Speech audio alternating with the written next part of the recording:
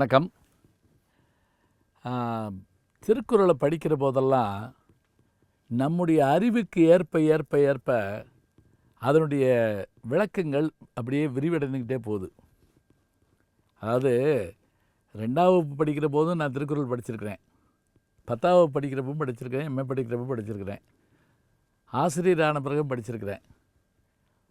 அப்போ வெறும் பாட்டை மனப்பாடம் பண்ணேன், அப்புறம் பொருளை தெரிஞ்சுக்கிட்டேன். இப்போ வாழ்க்கையோடு ஒத்து போகிற போது அடேப்பா திருவள்ளுவர் எவ்வளோ பெரிய ஆள் அப்படின்னு எனக்கு தோணுது. இன்னொன்று, மிடில் கிளாஸ்ன்னு நம்ம சொல்கிறோம், அதாவது நடுத்தர குடும்பம். சாதாரண பெரிய பணக்காரங்களும் கிடையாது, சாப்பாட்டுக்கு இல்லாமலும் இல்லை, ஓரளவுக்கு இருக்கிற குடும்பம்னு வச்சுக்கோங்க. எங்கள் அப்பா தமிழாசிரியராக இருந்தவர், எனக்கு ஆசிரியரும் கூட. அவர் அடிக்கடி எனக்கு சொல்லுவார், அதாவதுப்பா நமக்கு வருமானம் குறைவாக இருக்கலாம், அதை வச்சுட்டு எப்படி சமாளிக்கிறது அப்படின்னு ஒரு கேள்வி கேட்டால், செலவை சுருக்கம் பண்ணிட்டா குறைவான வருமானத்துலேயும் மகிழ்ச்சியாக இருக்கலாமா. நீங்கள் நினச்சி பாருங்களேன், ஒரு நாளைக்கு வெறும் 100 ரூபா மட்டும் சம்பாதிக்கக்கூடிய ஆட்கள் இருக்காங்க, ஒரு நாளைக்கு 1 கோடி சம்பாதிக்கக்கூடிய ஆட்களும் இருக்கிறாங்க இதே நாட்டில். இப்போ இப்படி யோசிச்சு பார்க்குறோம், 1 கோடி சம்பாதிக்கிறவருடைய மகிழ்ச்சி நிலை வேறாக இருக்கலாம், ஆனால் 100 ரூபா சம்பாதிச்சவர் என்ன குறைஞ்சா போயிட்டார்? இல்லையே. அவர் வேலையை முடிச்சுட்டு அந்த பணத்தை கையில் கொண்டு வர்றப்ப ஒரு சின்ன குழந்தைக்கு ஒரு விளையாட்டு பொருளும் ஒரு சாப்பிட்றதுக்கு ஒரு சின்ன பலகாரமும் வாங்கிட்டு மனைவியை பார்த்து கொஞ்சம் இன்றைக்கி நம்ம அப்படியே வெளியில் போய் செகண்ட் ஷோ சினிமாவுக்கு போவோம் சைக்கிளில் அப்படின்னோடனே தாராளமாக அப்படின்னு அவங்க சைக்கிளில் பின்னாடி உட்காந்துக்கிட்டு முன்னாடி குழந்தைய வச்சுட்டு அவர் ஓட்டிகிட்டு போகிறாரு பாருங்க. அப்போ அவர்களுக்குள்ளே இந்த குறைஞ்ச பணம் தாங்க, செலவு அதுக்குள்ளே வச்சுக்கிறாங்க. அவங்க வீட்டு சைக்கிளை அவரே ஓட்டுறாரு, அவங்க இப்போ தர டிக்கெட்டில் போய் படம் பார்த்துட்டு வர்றாங்க, மகிழ்ச்சியாக இருக்க முடியுது. செலவை சுருக்கிக்கிட்டா அப்போ என்ன ஆகும் அப்படின்னா, நம்முடைய வருமானம் கம்மிங்கிற எண்ணமே வராதான்.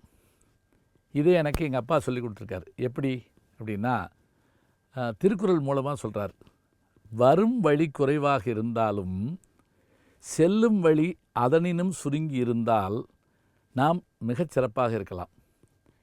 பெரிய அண்டாங்க, தண்ணி கொட்டு கொட்டுன்னு கொட்டுது, ஆனால் கீழே பெரிய ஓட்டை இருந்துச்சுன்னு வைங்க, அந்த தண்ணி பூரா அதில் போயிடாதா?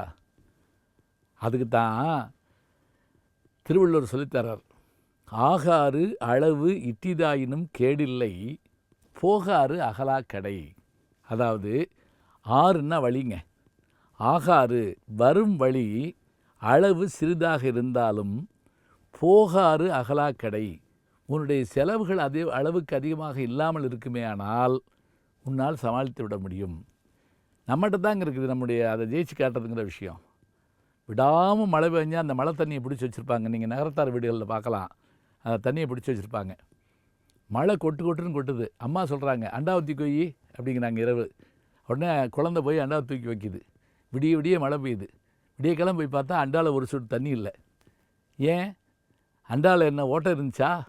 இல்லை, அந்த குழந்தை அண்டாவை குப்பரக்க வச்சுட்டு வந்துருச்சு, அவ்வளோதான், முடிஞ்சு போச்சு. இப்போ எப்படி அதில் தண்ணி நிற்கும்? அப்போ நமக்கு வருமானத்தை வரவழைக்கின்ற வழி மட்டுமில்லை, செலவை சுருக்க தெரியுமானால், சிக்கனமாக இருக்க பழகிக்கொள்வோமே ஆனால் அதை காட்டிலும் பெரிய செல்வம் உலகத்தில் இல்லைங்க. இருப்பதை கொண்டு சிறப்புடன் வாழும் இலக்கணம் படித்தவன் தொழிலாளி, ஆண்டவன் உலகத்தின் முதலாளி, அவனுக்கு நான் ஒரு தொழிலாளின்னு பாடல், நீங்கள் திரைப்பட பாடல் தொழிலாளிங்கிற படத்தில் பாடுறதை கேட்டிருப்பீங்க. நல்ல விஷயங்களெல்லாம் தொடர்ந்து கேட்டுக்கிட்டே இருங்க, நல்லவற்றை நாளும் சிந்திப்போம், நாளை சந்திப்போம். அன்பிற்கினிய யூடியூப் நேயர்களே, நீங்கள் என்னோடு இன்னும் நெருக்கமாக தொடர்ந்து வர வேண்டும் என்று சொன்னால் இன்ஸ்டாகிராம், ட்விட்டர் போன்ற பதிவுகள்லையும் என்னை நீங்கள் தொடருங்க, பின்தொடர்ந்து வாருங்கள், நாம் எல்லோரும் முன்தொடர்ந்து செல்வோம்.